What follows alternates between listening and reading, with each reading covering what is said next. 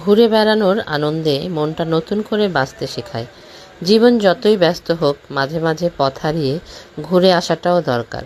নতুন জায়গা, নতুন গল্প আর একরাশ সুন্দর স্মৃতি। ভ্রমণ শুধু পথ চলা নয়, নিজের মনকে নতুন করে খুঁজে পাওয়ারই নাম। আসলে টাকা বাঁচিয়ে কি হবে বলো?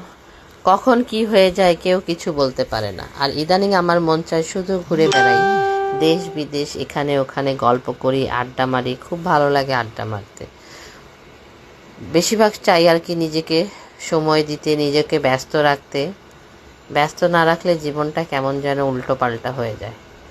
আজকে দেখো, মা, খালা, বোনদের সাথে এবং আমাদের সবার বাচ্চাদেরকে নিয়ে আমরা গিয়েছিলাম একটা বুফেতে।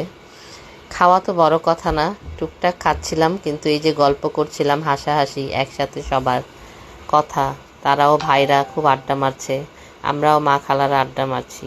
এটাই একটা স্মৃতি, যে স্মৃতিগুলো আমাদের ভবিষ্যতে বাঁচার জন্য সাহায্য করবে। মাঝে মাঝে তোমরা সবাই ঘুরতে বের হও, মনটা ভালো থাকবে।